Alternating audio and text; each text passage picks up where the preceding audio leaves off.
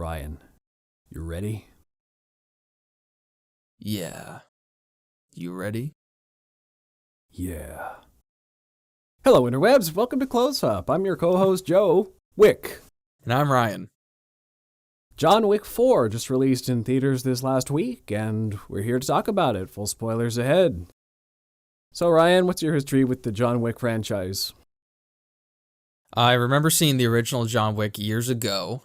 Not in theaters, though. This is the first John Wick movie I've actually seen in theaters, surprisingly. Me too. I think I saw the first John Wick probably shortly after Chapter 2 came out, and I was like, okay, I'll see what all the fuss is about. Really liked it, and then, recently, I think sometime last year, and honestly, just this week, I had watched Chapters 1 through 3, and really liked all of them. You know, Chapter 1 was really good. It was nice, well-contained, small story about a man who's grieving and taking revenge after the slaying of his dog and the theft of his car. And then Chapter 2 kind of expanded the world of John Wick really well. Chapter 3 is a bit of a mess, but still very enjoyable at parts. And then got hyped to see this movie, so that's my history with it. I didn't watch John Wick at the time. It's one of those ones that I heard about for at least a couple of years before I finally, like you, caved and gave it a shot. And I wasn't as blown away by the first one as other people were, only because it maybe got a little overhyped for me, but I still really liked it. If I recall, the premise behind John Wick was roughly a bunch of Hollywood stuntmen get together and were like, hey, let's do a movie our way. Or we're a bunch of guys who know how to shoot action and choreograph action, actually make an action movie. Let's see how that goes. So that was in the DNA of John Wick right from the start. If it was a bad action movie, then I question my faith in Hollywood in general. But what was interesting about it was that it wasn't just a good action movie, that it was a compelling story as well about vengeance and redemption and who can't get behind his motivation, really. A couple of young punks come into his house, steal his car, kill his dog. You'd want to kill them too. But John Wick has the power to do that. And what I loved about it was the mythology right up top. Because, yeah, you can get on board with this guy pretty easily, like I said. But what really clinches it is when the nephew goes back to his uncle. And he's like, oh, yeah, we killed this guy's dog, took his car. And he's like, do you know what you just did? And that's well, like, the best part crap. about that backstory, right before that, the main boss goes, I heard you struck my son. It's like, yeah, because he stole John Wick's car, sir, and killed his dog. And then you see the reveal of the head boss, and he just goes, oh, and hangs up. He's like, got it. Yeah. Like, I completely understand why you hit him. That's one of the best parts about John Wick is just instantly the first time you see the bad guys, they're scared of John Wick. Which is just so compelling immediately because you're like, okay, well, this is probably going to be really easy for John Wick based on how they're reacting, but it's going to be very fun and satisfying to watch. And number 2 somehow improved upon the mythology even more. You get a lot more lore thrown into the mix and learn more about the high table, under the table, the Continentals, get to see more of his associates. It really expanded the world. And 3 was just an adrenaline rush of a movie. He's excommunicado. He's got an hour before everybody tries to cash in on the bounty on his head. It's a good escalation. It feels really tense coming off of the back of part 2 because 1 through 3 are basically just right back to back after each other. There's no time to pause, which is a really cool thing to do for a trilogy, that they're all right there. Number 4 is a bit of a time skip. John Wick's healed up. But yeah, so going into part 4, I was excited because I saw the first one a couple of years late. I only watched 2 and 3 just this week, so they were fresh in my mind going into 4. Oh. Yep, which really helped because a lot of the thematic elements were fresh in my mind, and I got a lot more out of 4, having refreshed myself, or seen it for the first time, rather. Yeah, I'm glad I rewatched them too. Even 3, where I'm not saying that 3 is entirely terrible, but it's definitely the weaker of the franchise. But there's even elements from 3 that's in 4. There's no like There's perfect, no bad movies. Yeah, it's not. Yeah, they're in the John Wick franchise. None of them are bad. There are some that are weaker. 3 is the weakest one, but it's not even. It's not even. It's got one of the best fight scene intros, in my opinion, where they're in the knife shop. The knife shop is the first thing that comes to mind. I like the one right after that. We're in their horse stables. Yeah, that one's good too. My favorite part about the intro, though, right before they get to the knife fight, where John Wick spends this entire time rebuilding a gun because the one bullet won't fit into the other, and he's finally got it. It's like maybe a minute or 2 scene, and he only shoots one guy with it because that's how much time they give with it. I think that's an excellent gag. Yeah. So let's get into our close-up and talk about part 4 now. We'll probably talk more about the other ones as they come, because this is chapter 4. It's a continuing story where they tie into each other a lot. Up top, I'm going to say this is better than 2 and 3. It's easily top 2 John Wicks out of 4 of them. I can't decide if I like it better than the first yet, though. and I'll say why.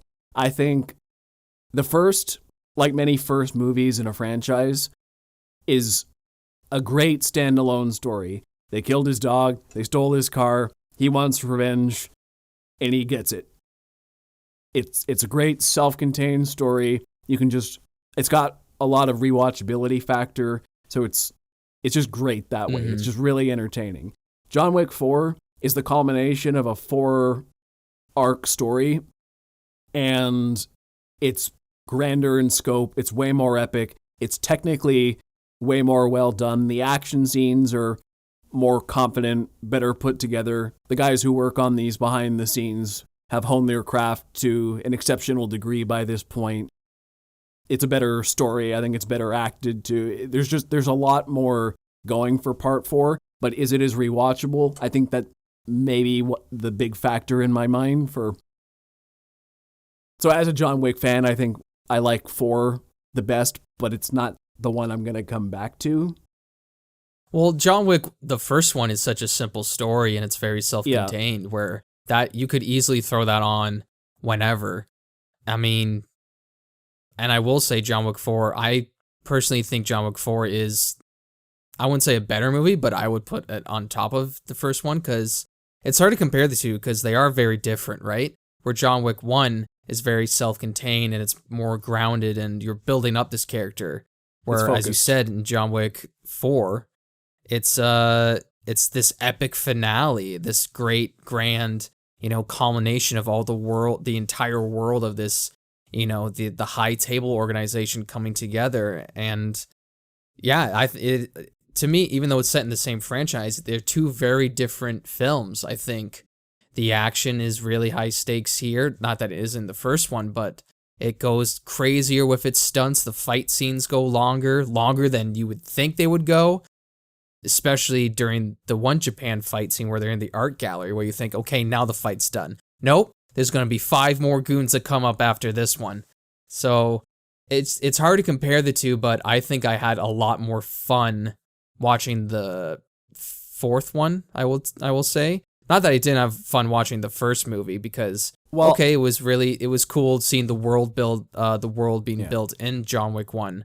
But then over time, that's why I think the John Wick franchise has one of the best world building in films by far. Like, definitely one of the best, where you have this world of organized assassins. How do you get them to avoid each other or work with each other? Oh, you set up this high table, and you have them run these hotels all over the world, and you have them be really high class and very respectful. And it's just like, it's smart, brilliant writing. And I think Chad Swatowski, I think if that's Staliski, that's how you pronounce his name, who I'm pretty sure was a stunt double for Keanu Reeves on The Matrix. I'm pretty sure that's how they know each other. So he comes from a stunts background. And I just think this is his baby, this is his franchise, and he does a phenomenal job with each movie. Yeah, the world of international crime has always interested me in a morbid way. I like the romanticization of it. You know, there's like regular street crime, just like stuff you see that's like gritty in the cities, just around you, and you're like, oh yeah, that stuff is like, that's dark, and you know, you could tell stories about that. But I love just like international criminals, the class they have, like the suits, their organizations. Just so John Wick is like the ultimate fantasy for me that way in terms of crime movies. It builds out the most interesting world out of all of them that I've seen. Just the lore behind it is just really cool. Just the idea of this high table and everyone's got to follow the rules. And I think my favorite thing about all the John Wick movies is the respect everybody has for the organization, for the rules. Like multiple times it's happened in this franchise where they are in a big fight and then they end up on continental grounds and have to just stop immediately. And number 2 was funny. They literally crashed through the door and they had to just, and they're like, stop. And then they went to the bar, got a drink, started talking about, yeah, you know, I didn't want to kill your boss, but like I was on a job. And he's like, you know, yeah, we're on grounds now and I get it, but like I'm still coming after you later. I get that too. Or in 3 where he's being chased by the main guy who was hired to kill him, and he literally just touches the steps, and then Lance Reddick pops out. Was like, put your weapon down. Yeah. Or we've been talking about this at my workplace. That same guy at the very end, even after John kills him, he's like, he sits up. That was a good fight, eh, John? Yeah. Yeah. And John's like, yeah, it was good. Well, So I'll catch up to you. I'll catch up to you, John. No, you won't. No, you won't. It's the respect, which is what I liked about the villains in this movie, is that the respect is gone.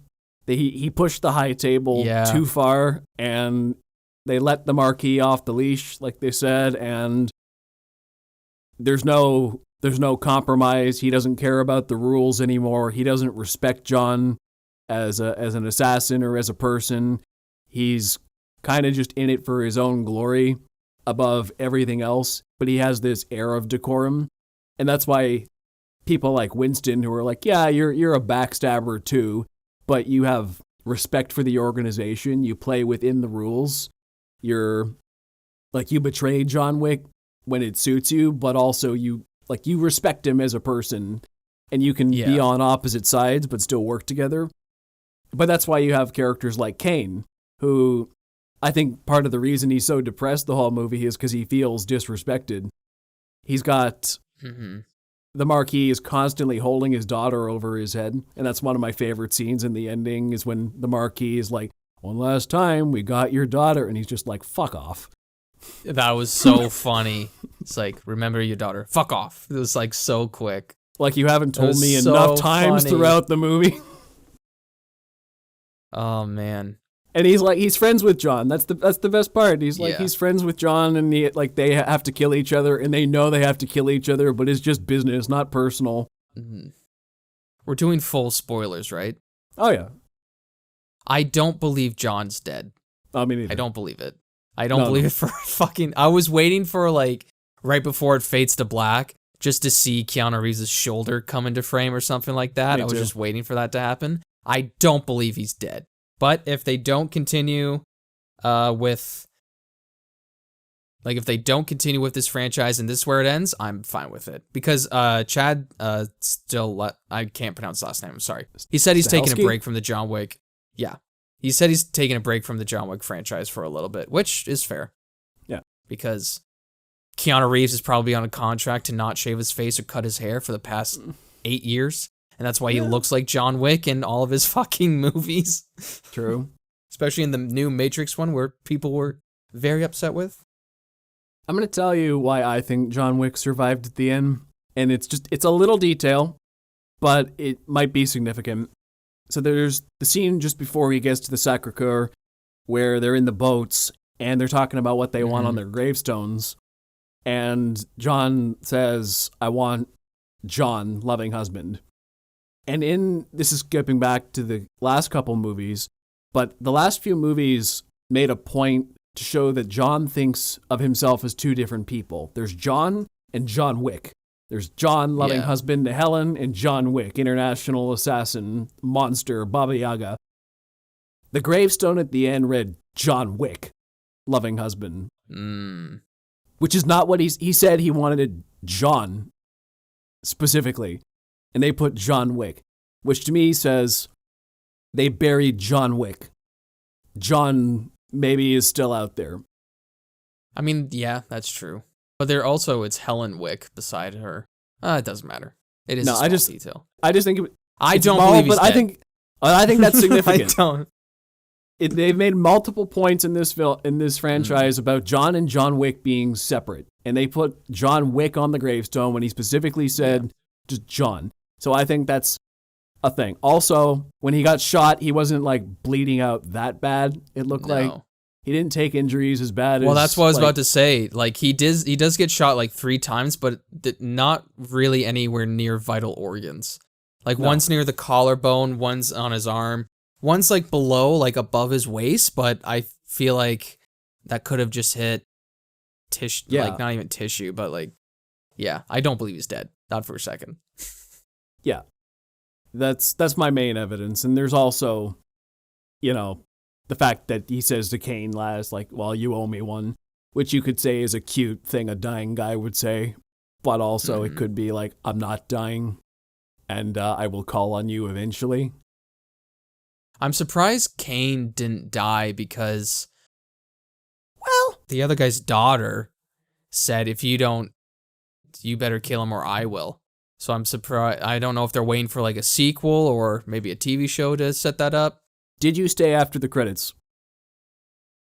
There was stuff after the credits? There was a post-credit scene. Shit! What was it? Okay, so Kane is in Paris, and you see him walking through this crowd with a bunch of flowers, and then you see him going up to his daughter, who's the violinist. She's performing a show for a crowd, and he's going up with the flowers.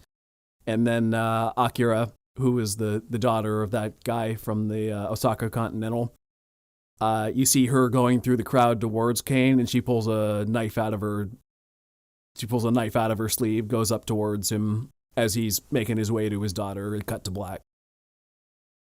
Oof. So they didn't finish that story. It does set up, we don't know what happened, but we do see that they do bring her back right at the tail end, which they're setting up a John Wick 5. Or I love the way this movie ended, because I think they said that they're making a Continental movie or show. I think I heard that a couple of years ago. Sure, why not?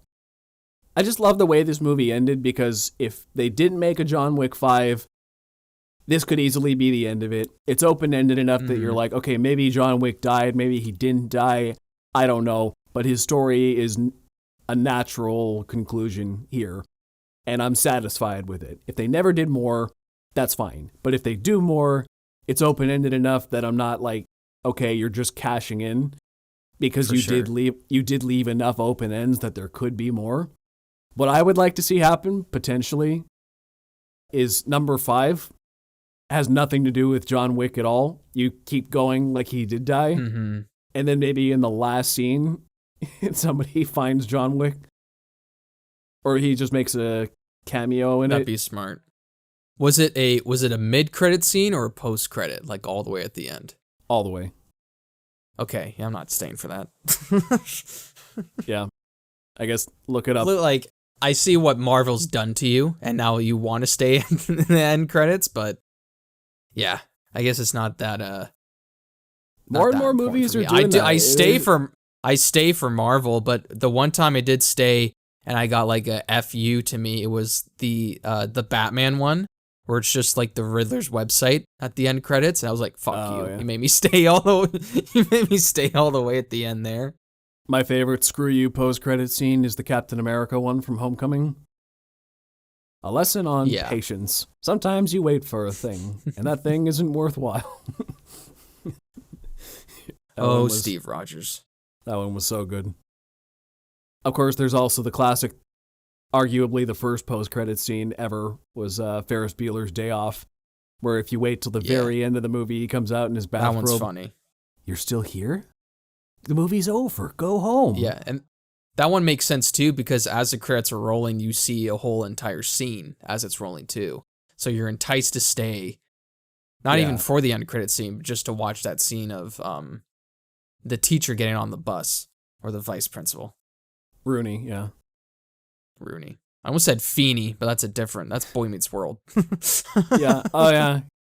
The end of Deadpool 2 was also a direct homage to, like, the post-credit scene of Deadpool 2 is the same hallway. He comes out in Ferris Bueller's robe. Second one. Oh, no, I'm sure it's the first one, yeah. No, you're right. Because he's like, we might have cable. We might have cable in the next one. Like, well, I can't tell you anything about the sequel, but I will tell you this. We're getting cable. I don't know if he meant that for sure, or he just like threw that out there, and then the producer's like, now we have to get cable. Oh, no, Ryan Reynolds was going to make that happen. You can't have Deadpool without cable. Well, you can, but, like... You should want How it. great for John Bernthal to do both Cable and Thanos. It was a good year. Like, yeah, I'll do 2 iconic villains. Same year. One's an anti-hero. Yeah. Good for him.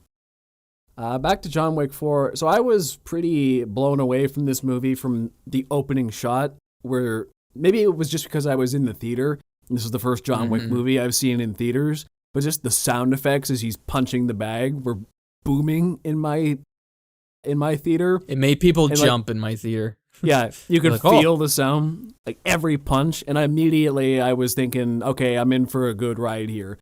And the sound effects in this movie are partially what made it. The sound effects, the score was incredible too, but I do want to harp on the sound effects just a bit, because you feel every punch, every fall, every impact of every bullet or fist. Or when he falls out of the buildings for the millionth time, crashes into cars, gets hit by things, whatever. It's just, like, it really immerses you, especially with that theatrical sound. I don't know how it's going to play on home video or streaming, but in the theater, it really immersed me in this world. It was very good, yeah. Sound design was very well done. Yeah, this is how I want every action film, every Marvel movie, every DC movie to do action nowadays. I want continuous shots of, you can, like, don't stop doing the jump cut thing. I really hate it. It's really bothersome. People love watching a fight scene and watching stunt performers fight each other for longer takes. And if anything, this franchise shows that love for it. I mean, it's directed by a stunt guy who was probably in one of the greatest action movies of all time, which is The Matrix. So it's just like, how, you're the one this who is the brought formula. This. Yeah, you're the one who brought this up to me, though. And the reason most movies don't do this is because the actors don't put in the time or the effort, or just physically are unable to do stunts like this. You can have those beautiful long takes of the fighters just going at it because Keanu's actually. I've heard he did 98% of the stunts in this film. I think I saw that. Like, you can see his face. They don't have to jump cut around everything to try to hide the fact that it's a stunt guy doing it for him. They can have those really wide shots transition into cool, like, you can actually be creative when you're not trying to hide things. Like, letting Keanu do the work is both, like, impressive, and I have mad respect for the man, who I don't think I'll be that physically fit when I'm his age. I can't even do that stuff now, probably. Yes, he's very good. I mean, but that's the thing, though. I think productions need to work around their, if they want to do this sort of style. Well, not even like this type of style, because the fight scenes last for like 30 minutes sometimes, where they just need to devote time to, if either the actor wants to do it and help them get trained well enough that it looks good on camera, or shoot around the stunt doubles well. like there's a great way to shoot it if it's the stunt double.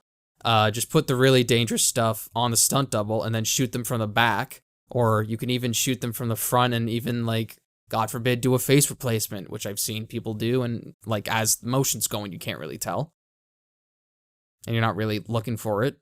But there's ways to get around it, is all I'm saying. There's literally some fight scenes, and it's happened on TV shows a lot, like Game of Thrones or even The Boys, where, not the major fight scenes, but the ones where...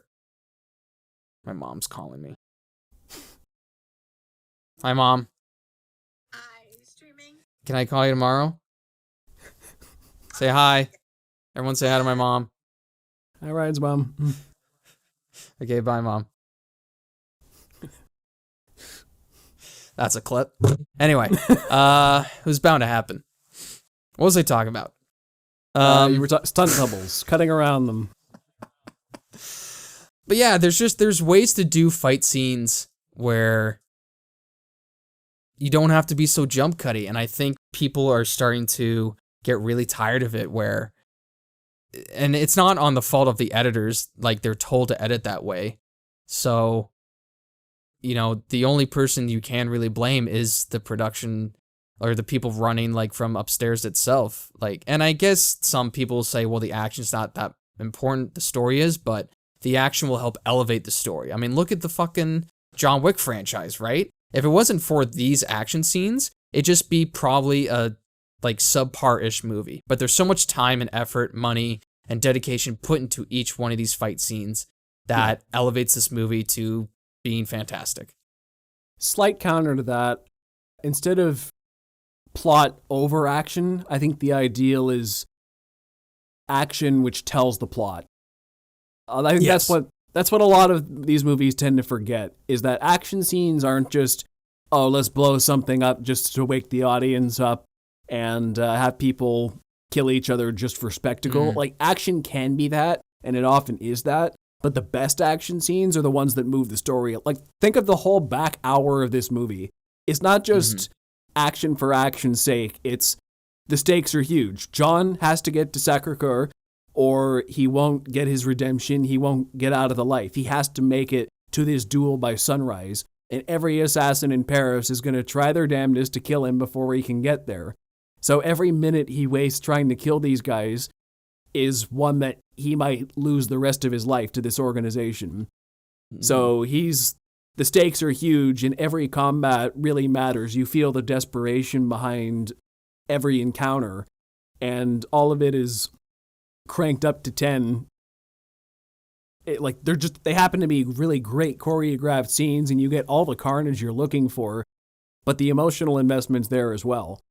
And you can also build character through action as well. Like, look at the way these stunts are choreographed, right? One of my favorite things about John Wick is that every single person he fights has a different combat style.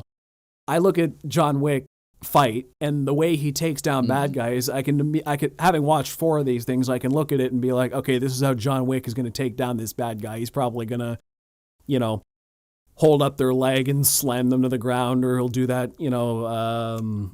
Black Widow kind of leg move around the Combat roll, yeah.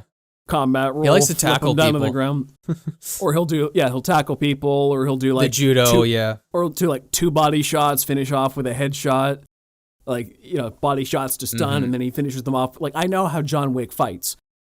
I can predict it as it goes because I know what his style looks like. But then I look at the other characters, and they've all got their own just as unique styles, which the movie, once again, is well made enough that they show these at wide angles. They let the performers do their thing. You can actually see everything that's happening, and that's a huge help. But, you got to appreciate the level of detail. They make every character feel distinctive that way. So I think, like, when John Wick is fighting Kane, for example, they both, like, you're kind of, you're not just watching 2 guys hitting each other, you're watching 2 distinct styles of martial arts, and, like, John Wick is more gun-focused, Kane is more, he uses his sword. Like, he's more of a swordsman, John is more of a gunsmith. They have their own things, and I love seeing these combats are so intricate that I feel like I need to go back and rewatch all these movies with more detail, because there's little moments in each of the combats that they kind of tell their own little story. I'm trying to remember, there was a scene in John Wick 3, I think it was, where he fights the basketball player. Basketball player? You know, the very tall assassin who tried to kill him in the library? The guy he killed. He played for the Dallas Mavericks at the time. I believe his name's Bogdanovich, I think it is. Bogdanovich. I think that's what it is. Or I might be getting that completely messed up. But yeah, he was an NBA player. Cool. Well, my point anyway was there was a scene in it where I don't remember. The bad guy did something to him, and then it's really fast paced, but John Wick did something that I could only describe as really petty to the bad guy as well. But like, if you weren't paying attention, you would completely miss it. And I don't even remember what it was now, but it's like, it was just a little moment in the fight where I'm like, oh, things are happening that I'm not even noticing. He's not just aiming to kill these guys. Sometimes he's toying with them a little bit. Sometimes he's taking some revenge for a hit they got on him. Like there's layers to it you can't notice the first time around. Every character's doing their own thing within the even if it, yeah. His name's Boban Marjanovic. God damn it. Okay. But yeah, that's his name. Yeah, I completely agree with you where, and my one of my teachers at Humber talked about this a lot, who was a fight coordinator, how action should help elevate the story, just as story should help elevate the action. Yes. Where, especially, probably one of the best fight scenes that no one talks about is in Troy, where it's Achilles versus Hector. I don't know if you've seen it, but the whole story behind that is it's about the Trojan War, and it's the Greeks invading Troy and Troy trying to defend themselves. Long story short, Hector kills someone close to Achilles, so Achilles is on this revenge quest. The reason why Hector killed that person is because he thought that person was Achilles, and he killed him easily. He didn't mean to do it. So there's this huge story element between the two where it elevates the stakes. You can see both sides, where Achilles is taking revenge on his... Oops, sorry, spoiler for you. He's taking revenge on this person who killed someone who was important to him. So we sympathize with him. But also you're on Hector's side, where these guys are the invaders. So it doesn't matter who he killed. You want to see Hector win as well, and you definitely see both sides. Whereas in, no offense, but in Batman v Superman, you have in the comic books it makes sense, but in the movie, the way they're brought up, or the way it's set up in the fight scene, to me personally, is not that well told. Where Superman just doesn't really like Batman for being Batman, and Batman doesn't like Superman for just being Superman. That's not really high stakes. Yes, it was a cool-ish fight, but it's not why we wanted to see the fight. Where, as in the movie like Troy, it's supposed to, you connect with the characters, and this is probably almost a third of the way through the movie too when this fight happens, so you spend time with these characters and you get to love each of them, and it's a really awesome fight scene too. It's really well choreographed. It's not like clash like 3 minutes straight. There's little beats in it too, and it happens in the John Wick franchise as well, where they're fighting each other, and then they break off for a few seconds, and they're sizing each other up, seeing what their next move is. That's what makes a great fight scene to me, where there's the little breaks in between, especially with two really strong characters where, okay, you got me that time, let me size you up and try to do this part. Even in Troy, they talk shit, or Achilles talks more shit during that fight too. It's really well done. If you haven't seen that fight, Achilles, who is played by Brad Pitt and is most fit he's ever been does a Superman punch with a spear. I kid you not. It might not make sense to you, but when you see it, you'll understand. He does a Superman punch with a spear. But that's what makes fight scenes great, when there's like little breaks and little times where they size each other up during the fight. When you're talking about breaks, that reminds me of the best one I remember from this film, which was when he's fighting Kane, and John runs out of bullets, and he's got his back to the ground, and then Kane just kind of walks out through the doorway. You dead, John? He doesn't say anything. Well, that's also a great acting moment on Keanu Reeves as well, where he doesn't Like he doesn't want to respond, but also he just looks confused on what to do next. He's just like, fuck. There's a lot of Keanu Reeves. People don't really talk about his acting that much, but I think he is really good at subtlety. He's got he's got subtlety like down pat. And then he sees the loaded gun next to him, but he's sitting on broken glass and he doesn't know what to do. And then he kind of just turns over, makes the slightest sound. Kane's right back on him, back to action. Yeah, but that was a fantastic pause in between the fight. There's so much broken glass in this fucking movie. There's like, he probably goes through, what? And just in the Japan fight, he goes probably through like 10 panels of broken glass. Even in the third movie, he goes through so much. I'm like, my God, how is this man still walking? One of my favorite scenes in the third movie is when they just throw him into like every display case down the hallway. I know. It's insane. And those two, he fights the twins in that third movie too. And they're like, honored to meet you, Mr. Wick. And they help him up. And there's one point where they knock him down again and he goes to get up. He's like, no, like I can get myself up. I was just about to tell you about that. I saw a thing the other day that said that was improv from Keanu Reeves. Because apparently he'd been doing that fight so many times and he was just so exhausted that when he got up, they were going to help him up and he just kind of threw his hands up and said, no, but it worked so well. It worked so well in the context of the fight that the editors just kept that in. I love that. I love improvised moments that they leave in film or just even like happy little accidents and then they make it to film. I think it's great. Yeah. These guys who are in film production, Corridor Digital, they say that if an actor or stunt person gets injured, and if they capture it on camera, then they have to put it in the film. Because why else, unless it like completely ruins the story, because what would have been the point then if it's not in the film? Off the top of my head, one that I remember stayed in was when Tom Cruise broke his foot in Mission Impossible 6 when he jumped off the building. That one's still in the movie. Yeah. There's probably like 10 other ones on Lord of the Rings that people don't know. I mean, everyone knows the Vigo kick in the helmet. That part. Yeah, it's like the one fact all the casual fans fucking say. Did you know that in this scene he actually broke his toe? Yes, I did. Oh. I thought this movie started out fantastic right from the opening scene when John hunts down the Elder and then just shoots him just because he wanted his ring back. Because when you're watching John Wick 3, you're like, oh, the Elder seems pretty important. Is all of John Wick 4 going to lead up to him killing the Elder to earn his freedom? No, he just kills the Elder. Scene 1. I also like that the ring's gone too. Like he says in the film, there's consequences for your actions and your choices. And no, you don't have your ring anymore. He's like, okay, I'll just shoot you.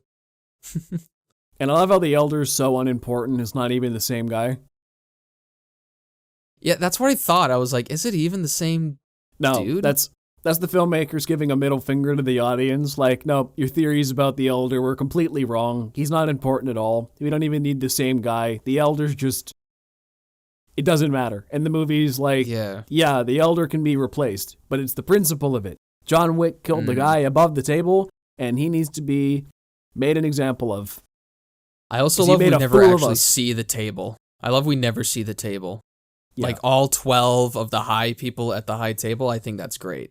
Because it's not for the theories too either, but it's just also the mystery. I think people's imaginations can make things a lot more complex than when a film goes on their own idea, because then it's just this one fixed point. Not to say if we saw the high table, it would have been bad, but I just think it's really awesome that they're like, no, we're not going to show it, and we're going to put in one of the Skarsgård to be the main villain, and he fucking kills it.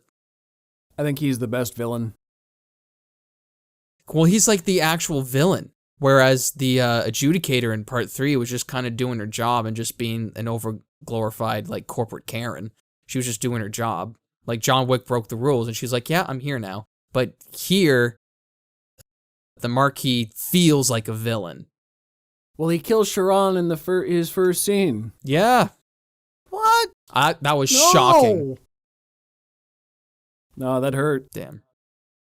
I mean, that hurt me, yeah. And like we knew Lance Reddick passed away just before the film came out, and like I saw that, and I'm like, oh well, I wonder if he'll this will be one of those situations where, oh, of course, there'll be the one character who makes it to the end of the movie, and oh, what's going to happen in the franchise now? Oh, okay, well, oh, what do you know? They killed him the first time, so. I was so shocked and so sad. Well, because he's the only, I think he's the only objectively good character in this whole universe. Yeah. Like Winston's not a great character. Well, he's a great character. He's not an entirely good person. Oh, no, he's a backstabbing jerk who will take advantage of you for his own ends. For his hotel. Like at the end of 3, when he worked with John just long enough to shoot him off the hotel when the other guys were like, oh, no, we'll let you keep your hotel. Oh, okay, John. Bang. And John was like, no, I get it, though. Yeah, that's funny. I'm glad he was like, no, I get it. Yeah. I wondered if Winston might be the bad guy for this one at the time, because I was like, oh, okay, well, he screwed over John the most. In number 2, he was the one who excommunicated him and put the bounty on him. In number 3, he betrayed him again, shot him off the rooftops. In this one, he was like, okay, now I need you to get my hotel back. We have a mutual goal again, so you can trust me. And he's like, okay, I guess so. We can do that. Yeah, it's true. Yeah, I think everybody does a fantastic job in this, just acting-wise all around. I wish there was a little bit more of Lawrence Fishburne. I thought he was going to have a lot more to do in this movie, but guess not. But the scenes he's in, he steals them. I love the Bowery King character. He's so over the top. Mm-hmm. He's one of those characters where, like, if anybody with less acting skill played him, this would suck so bad. I think it's really funny. I think he was in a recent interview where he said, he's like, sorry, I'm a Marvel guy and I'd love to be in Marvel one day. And someone in the comments go, does he not realize Ant-Man and the Wasp is in the Marvel movies? Like he completely forgot about that or something. It's just, because he's not a major character in that movie, but I guess he just completely, that might have just slipped his brain a little bit. But someone said, yeah, make Lawrence Fishburne Galactus. Sure. It's like, oh. You know what? If Star Wars can get away with having so many people play multiple characters, then I think Marvel can do it too. Why do you say get away like you're offended by it? That you're offended by having the same actor in multiple roles?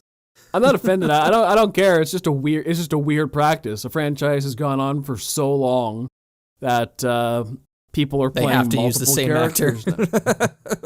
Yeah. Like you get him for cheaper. Yeah, like Andy Serkis playing Snoke and Kino Loy. There was a couple other ones too. I don't know if you count Tamara Morrison playing Boba and Django. Yes. There was. I'm not going to spoil anything, but there was another return in Mandalorian season 4. Another actor who's been in Star Wars before who also came back.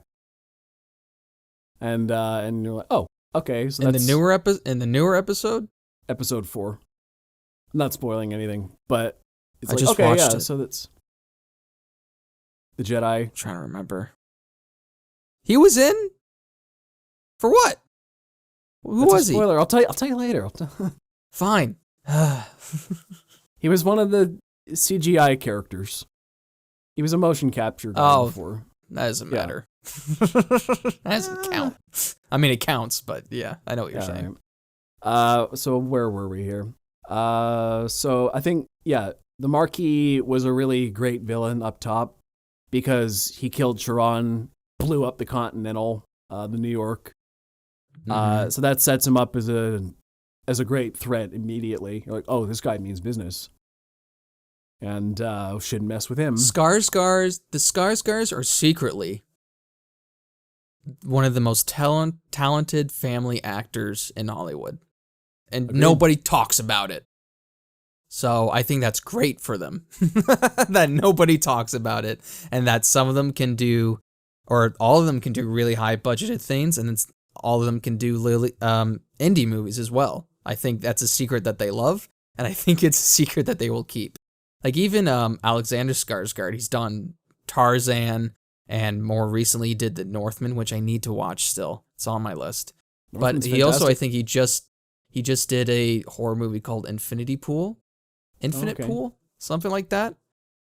But yeah, Skarsgårds are, I don't know what it is, man. Maybe it's in their blood. Maybe it's in their genes to just be fucking incredible. Must be. I want there to just be a movie just called Skarsgård and have Stalin, Alexander, and Bill just be in it. I don't know if they're planning on it, but it'd be probably funny. would eventually. But yeah, I like the Marquis. I believe he said that his goal was to kill the idea of John Wick, which is pretty fascinating in principle. Because once again, he needs to be made an example of. If you can kill the boogeyman, then you're by default the biggest badass. That's true. Baba Yaga. So he wants to be the guy who killed Baba Yaga. But I also like that he's a little bit, he's a bit of a wuss, and he won't get his hands dirty himself. He'll play tough. He'll send all these assassins out. But I also think it's funny that he's also hypocritical, because there's that scene where he sticks the knife in Mr. Nobody's hand and makes him pull it out, and he's like, okay, yeah, show that you can be a guy who puts the cause above yourself. Even though his whole thing is kind of putting his own ambition above the cause, which even his aide there had one of the best lines in the movie when he said something like, a man should only be as ambitious as he's worth. Something like that. Where I just thought that was a really poignant idea of like, okay, you can be as ambitious as you want, but you are only worth so much. His whole thing, lead assassin, the Marquis guy, he just wouldn't die, man. I swear I thought he died maybe 3 times during that movie.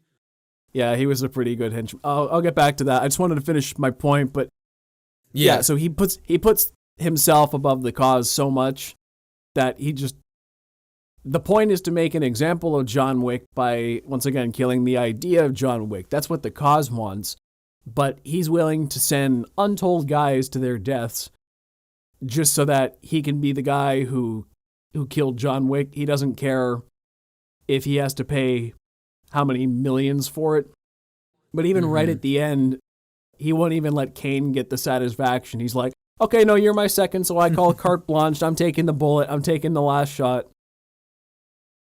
Which his arrogance does him in, because I love Winston. Yeah. You arrogant asshole. Arrogant. You arrogant asshole. You didn't even notice he didn't shoot. That's just that's going to go down as a great like action moment where he's like, he didn't even shoot. And then it's just, I don't know if it's the music and how it's shot too. And then it just counts like consequences. Bang. Just, Did you notice that he didn't shoot? I thought he did. Okay. I was just like him. Because I saw this movie with Justin last night, and he and I were talking about how it depends completely on where you were looking. Because when I was looking, I think I was looking at Kane, and I heard the big bang, so I just assumed they both shot off at the same time. I saw them raise their guns, bang, and then I saw blood splatter come off John Wick. I didn't see anything come off Bunny. And so I was like, okay, I guess they both shot, but John intentionally missed. But Justin was like, oh no, I was looking at John Wick. He raised his gun. There was no muzzle flash. So he's like, I wasn't, yeah. I think it went by so quick for me that I didn't really notice. So Justin really liked that you can see from the perspective of Winston that if you're paying attention from an objective standpoint, you can see John Wick doesn't shoot as well. And you're like, oh, he's saving his bullet for something, probably the Marquis. But if you're paying attention, you can see what Winston sees as well. So that was a great bit of filmmaking there. Also, we laughed our asses off right afterwards when Mr. Nobody was like, that's fucking good. Yeah, that was a great moment in my theater too, where everybody was laughing when he was laughing. The comedy in this it's very like minute, but there's some funny parts. It's good. Like really great comedy parts. Filmmakers are patting themselves on the back for that one, but I'll allow it because it was good. He was like, that's fucking good. How do you feel about Mr. Nobody as a character? Because, like, to me, he seemed a little out of place at some parts. Like, I didn't believe at some parts he fitted in this world, but I think that's just his whole character, right? Like, he's nobody. He's on the outskirts. He doesn't really care about the marquee or the high table. He's obsessed with John Wick to the point where he's only going to kill him when he's at the max of his bounty because he wants a big payday. I have never seen a character like his before, in that he's a bounty hunter who protects his bounty so that the bounty can keep racking up a higher dollar amount. That's a brilliant concept for a bounty hunter character. I've never seen anything like that before. So I just thought that was brilliant from a conceptual standpoint. I thought they killed the dog for a second. I was about to walk out. When the main henchman like throws him into a car, I was like, no! And then he gets up, he's fine. It's like, phew. Or when the main henchman had his gun on the dog, and John Wick, of course, takes... I was like, John? John, shoot. You're not going to let another dog die. John? He never would. That's a good bit of character work there. But I also like that, once again, speaking of respect, right? The bad guys in this movie don't really have respect anymore. Mr. Nobody's a little bit on the outside. The Marquis doesn't respect John either, or the rules. But Mr. Nobody's arc is that he learns respect. Having trailed John, he sees from afar everything that John does and why he does it. He learns to see the man behind the myth. And by the end there, when he has the chance to kill him, but he does the honorable thing and kills the guy who's going to kill the dog instead, that's when Mr. Nobody's like, I think I'm on the wrong side now. And then he goes to the duel and watches just kind of as a fan. And he's sad when John gets shot and supposedly dies. Mr. Nobody's crying. He's like idolizing this guy now after trailing him for so long. So it's a subtle character arc, but I liked what they did with him there. Yeah, I think he was weird at parts, just because I thought he felt out of place, but also that just kind of helped him stand out. So I liked him as a character. I love that Clancy Brown was in this movie too. That was awesome. Great character there. But yeah, the main henchman, he is just a unit. I was like, when he walked into the Continental that's in Japan, which one is that one called? Osaka Continental. I was like, as soon as he walked in, I was like, oh, he's going to be a problem. That's exactly what I thought in my head when I saw him. I was like, yikes. He's just an absolute unit. But, who else do we talk about? Oh, Donnie Yen. Fucking phenomenal. Donnie Yen, I believe, is superhuman. Yeah. Watch that guy move on screen. There was a scene where he was punching a henchman, and I'm like, how is it physically possible for fists to move that fast? Oh, that's so funny. That was so funny. He was punching him so fast that people in my theater was like, Jesus Christ. I don't understand the way he moves, even with his sword, and he acts blind really well too. Yeah, he has to do. He's done it twice. Yeah, Rogue One. Yeah, his physicality is ridiculously impressive. And I knew going into this movie, I was thinking, okay, who could they possibly get that would be a believable foe for John Wick to fight? Oh, Donnie Yen's going to be the main villain? Okay, I buy that. This is an actual threat for John Wick. I haven't seen the character, but Donnie Yen's playing him, so I know this is going to be legit. And he was. He was the only one. I had no idea it was in this movie. I didn't watch a lot of marketing leading up to this movie, so I didn't know he was in it. I didn't know that Akira's father was in it, the actor who played him. I saw him, I was like, oh, that guy. So I like that. I also didn't know that Scott Adkins would be in this movie, which is really shocking. Hiroyuki Sanada. Who's also a legend.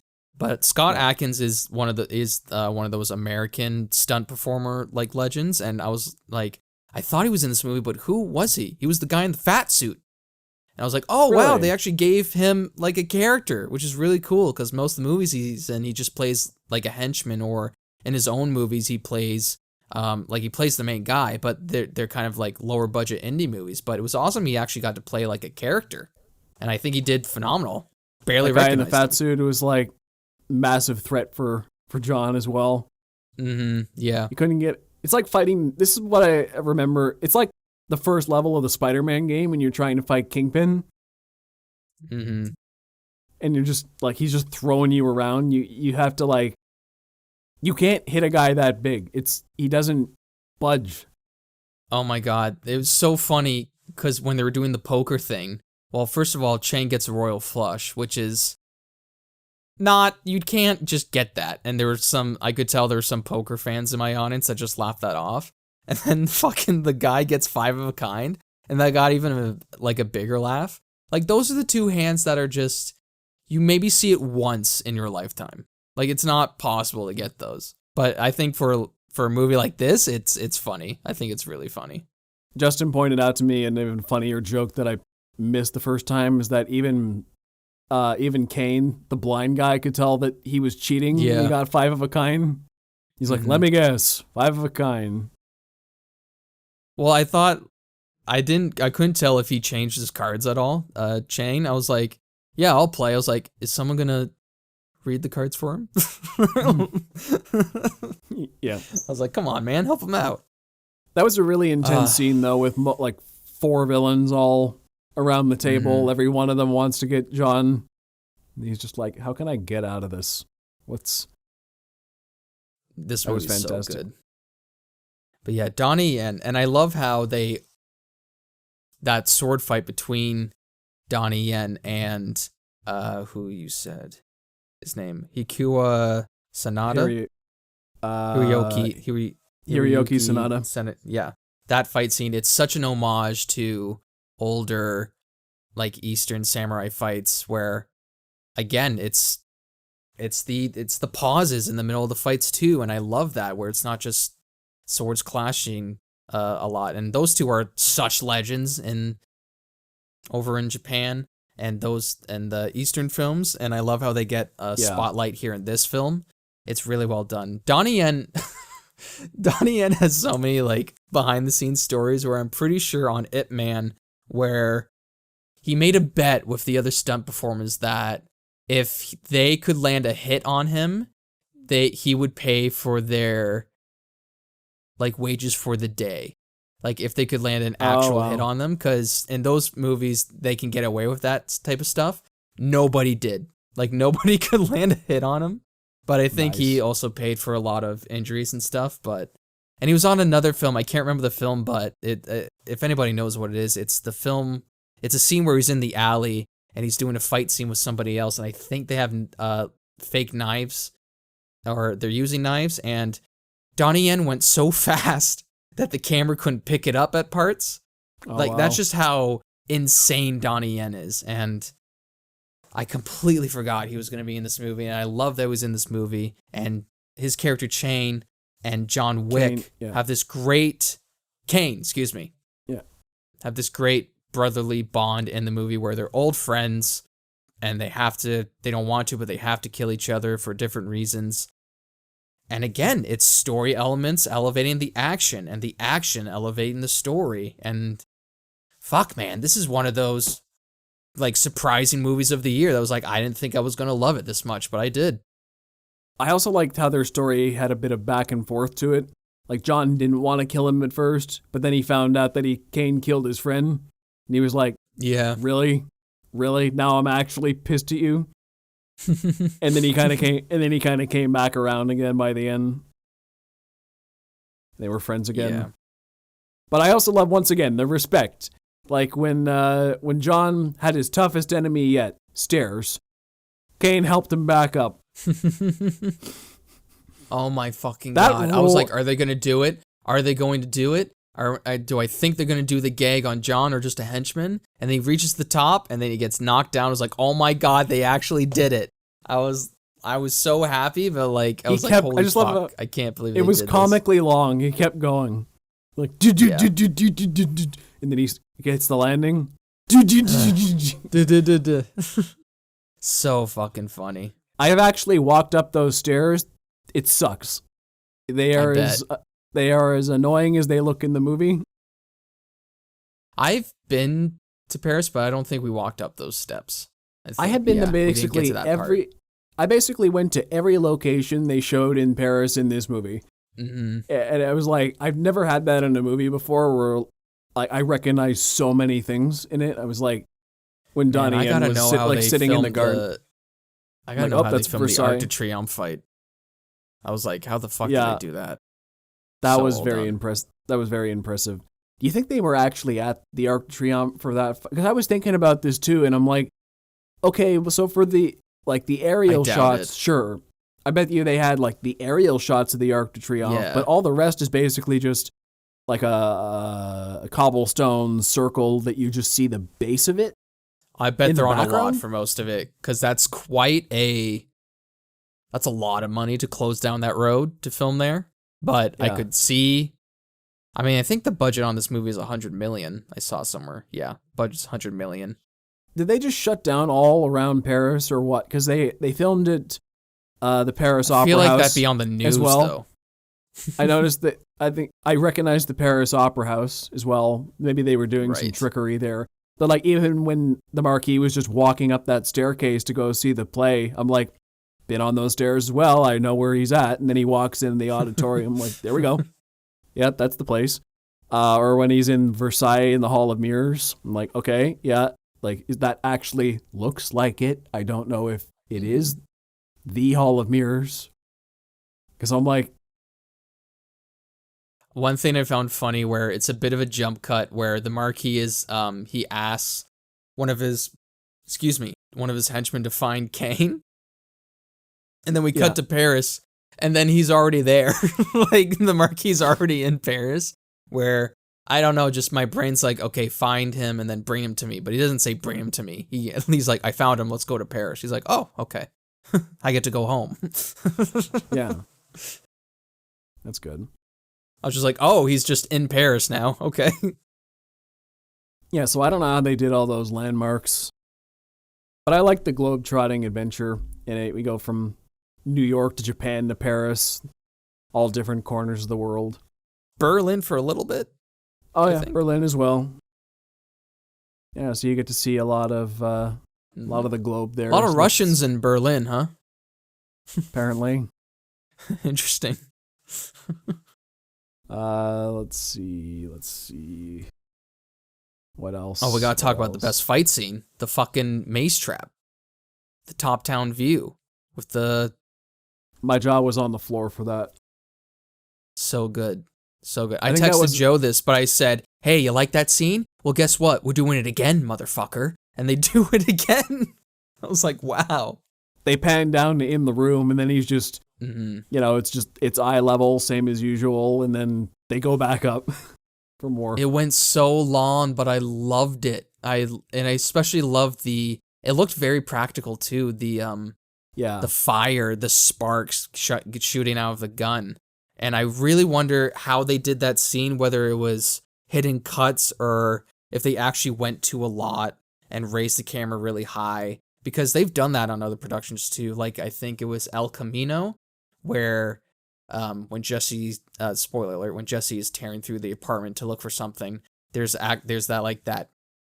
I think they call it the mice trap shot because it looks like you're looking through a mouse trap, Right. like the big ones, not the one that snaps the neck. But that's what I hope they did it like that. Well, not hope, but that'd be really cool if they did it like that. But I think they couldn't did. tell I think if they it was. did. No, they definitely did, because you couldn't. Maybe there were hidden cuts in it, but it was too fluid for it So to be well choreographed. So well choreographed. fantastic. One of my favorite things just before that, though, is that they set up those guys with the dragon breath guns that can specifically shoot through the suits. And then the first one who tries to kill John just gets the gun and then starts He killing misses. them all with it. Yeah. It's so good. Yeah. So once again, the I feel like comedy a in lot this of movie people- it's subtle, but it's so funny. I think a lot of people take criticism with that, but it's like, no, you still have to fight John Wick. You still Yeah. have to go through him. Oh, this might be a problem. No. No, you still have to kill the man. Which once John again, maybe you can versus criticize fire that, gun. but- Maybe he'll do well. But what if John has the fire gun? Oh no. Look, if you're We on didn't John think of Wick that. 4, if you're on John Wick 4 and you're still criticizing that it's too easy for him, I don't know what to tell you at this point. Why are you still watching these movies? Because it's not like it really isn't that easy for him. He can kill all the guys in the room, but he still takes a beating. It's like he takes a lot of emotional damage as well. He's just sick of this and just wants to get out, and we want to see him get out too. And it's also the other characters are vulnerable as well. We don't know. I had a funny thought through that entire fight with the like continuous one shot of him shooting the fire gun. I was just like, it's been a while since his dog died. Like we went from there to here. Yeah. In the span of maybe a couple months total.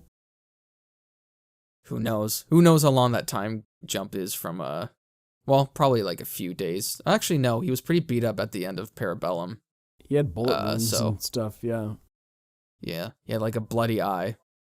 Keep in mind, Parabellum is at the end of, like, 1, 2, and 3 are basically all within a week. Yeah, for sure. So, like, he had to heal up from 3 movies worth of damage.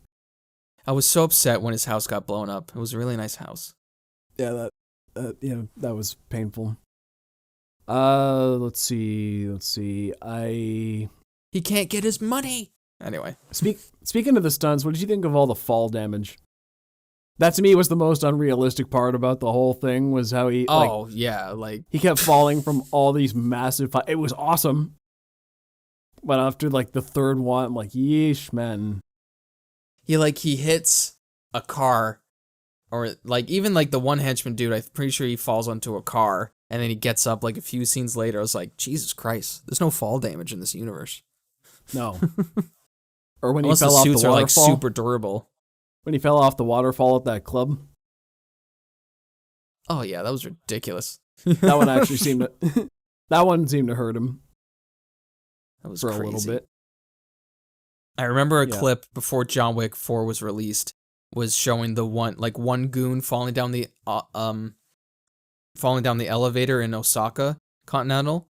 I was like, man, I really hope it looks good in the movie, because regular movie they just do like 3 jump cuts of him falling down, but they show the whole stunt. I was like, in my head, I was going, yes, thank you for showing the whole stunt instead of what most filmmakers do. Like, there needs to be an Oscar for stunts. I'm not talking about like which actor did the best stunt. I'm talking about stunt teams, because there's stunt so much coordinators, stunt coordinator, stunt teams. There's so much like passion and care that goes into this part of film, and it's been ignored for the entirety of fucking forever. You know what else I like about the stunts in this movie is that every action sequence, come to think of it, for most of the John Wick franchise, every action sequence has a different gimmick. Mm-hmm. Like early on in the movie, sure. one of the first gimmicks is, okay, he takes down a whole room with nunchucks, and then then there's sword fighting. He's got to take down these bulletproof guys with swords, and then later on, it's mostly guns. And then there's the top down scene with the with the flamethrower shotgun thing, or at the end where it's just a duel with pistols. Like every fight has just a different gimmick to it. There was the one time I went like kind of side a little bit, where it's like, and this gun, 21 round capacity. I was like, okay, you're just saying that so you can tell the audience not to count the bullets he's firing before reloading. I thought the same thing. 21 capacity. I was like, okay. Sure. I don't know. Maybe you gotta look up it's some guns. Probably possible. I could be eating my own words there. But I was like confused when they said, and also it's very good up close and personal. I was like, what does he mean by that? And then he has that one part where he takes the gun apart and he's using it to stab the one dude. I was like, oh shit, that's what he meant. Yeah. One of my favorite things is that every time he runs out of bullets, he takes the magazine and whips it at them for stun damage first. Yep. For stun damage. Just to keep going. John Wick in D&D, he couldn't die. Yeah, pretty much. He's got a very high armor class, is the thing. He'd have like max agility, max strength, or something like that. Yeah. Yeah. How much charisma would you say? How much charisma would you say he has, or charm? I think he's got a low charisma stat. He doesn't talk much. He's a man of few words. And people are very quick to betray him. He doesn't... Yeah. That's true. I love that he's a man of few words, too. It's kind of like... Oh my... I'm going to make another comparison, but it's like Kratos to God of War, where he doesn't say much, but when he does, it's really important. Yeah. But I also like how he doesn't say... Even when he does speak, it's not always that important. Sometimes he's just... Yeah.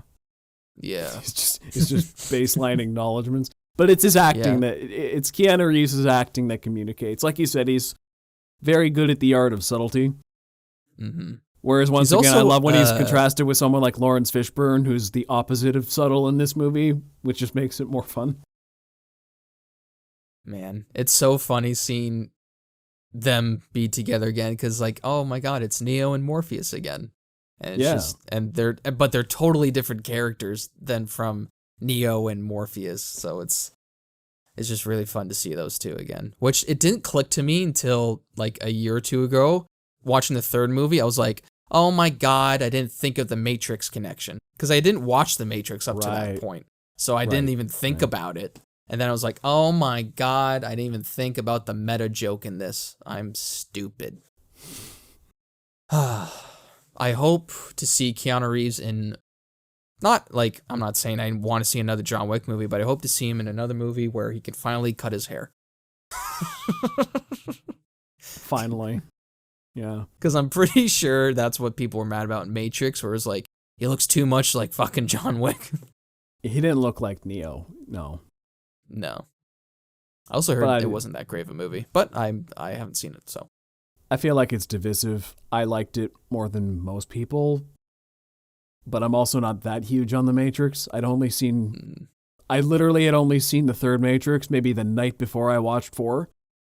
So I didn't really have that kind of nostalgia going into it. I've only seen one. Right. I've only seen the first one. You don't need to see the others. Maybe 2 and 3. That's what I've heard. Like 2 and 3 do tell, it is interesting what happens if you care enough to see, and 4 is more of a glorified epilogue. It's not really... Damn. It's not really like Matrix 4. It's just as important as the other 3. It's like 1 to 3 are the story, and 4 is just the epilogue, basically. That sucks. No, it worked okay if you look at it that way. But if you look at it as The Matrix 4, it's just as important, then it's a lot worse.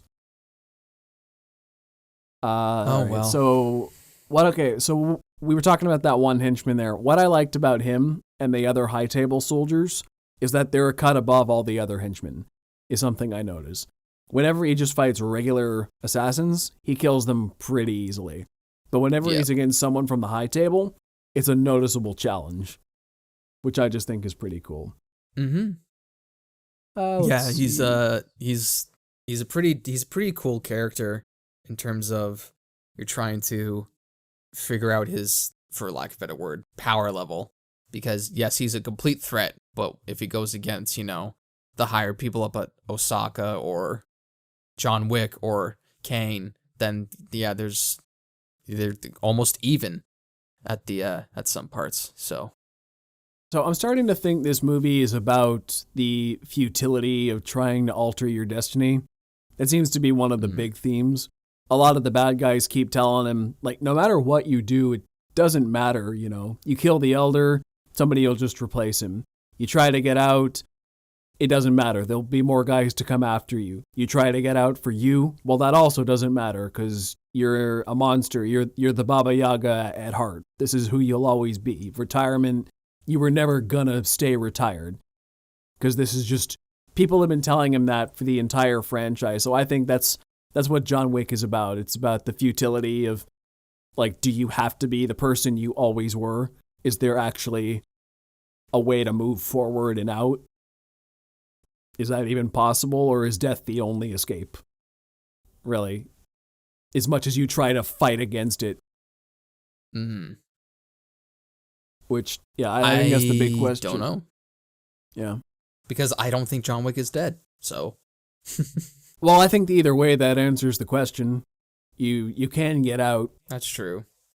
but it's not without great effort. You can't diverge from your path. Because when he originally went out, he had to do an impossible task, and he needed to get help from someone and give him a marker in order to get help. So you can get out, it just would take an impossible task. Yeah. The bodies he buried that day.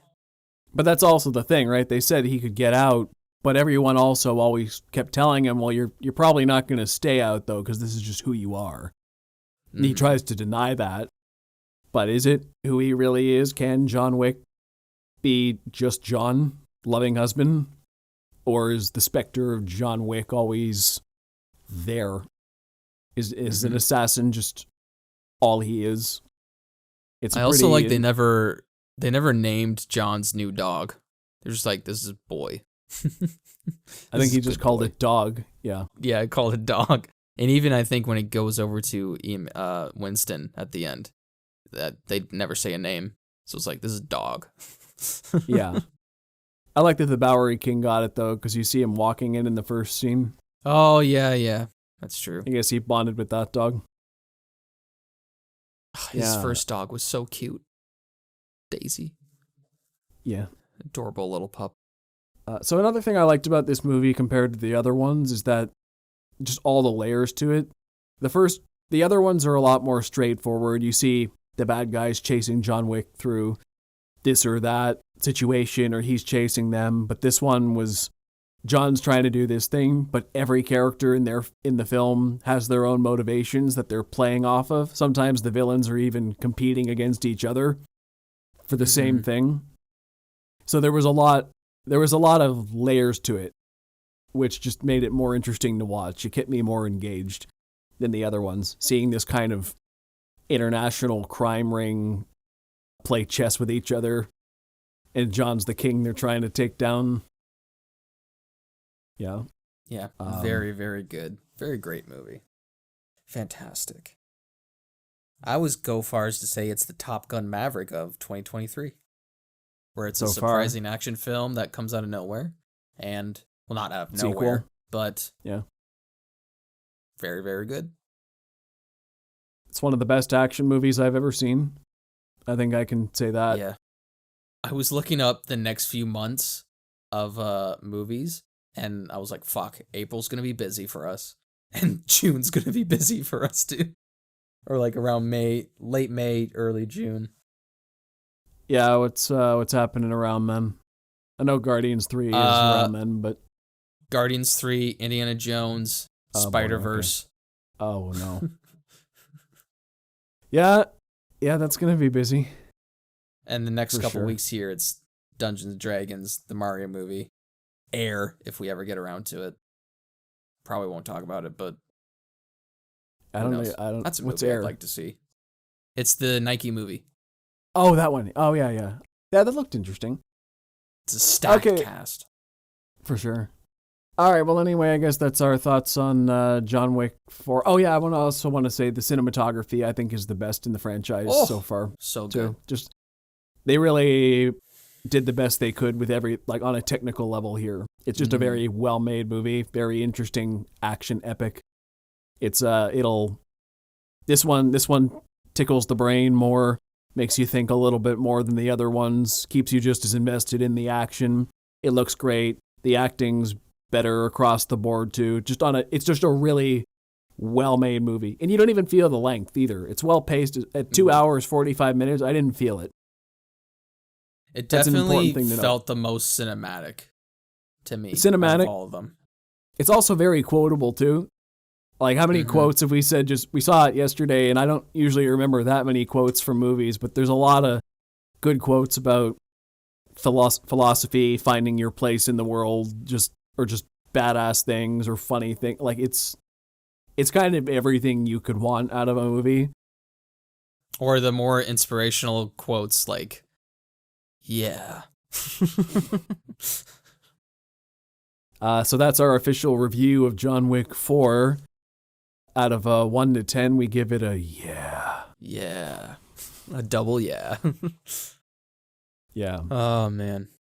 Yeah, I think this movie is very good. Definitely a must-see. Mhm. All right, so I think that's all we got for today. Let's plug our socials. Alrighty, well, you can find me at Ryan Walker Official on YouTube, TikTok, and on Instagram.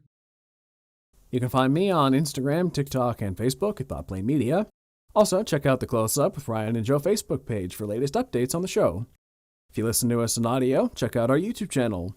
And if you're on YouTube, find us anywhere you get your favorite podcasts. We hope to see you on the next Close Up with Ryan and Joe, where I explain Dungeons & Dragons to someone who's never played Dungeons & Dragons. It's Till going next to be a time. 4-hour podcast. Can't wait. See ya.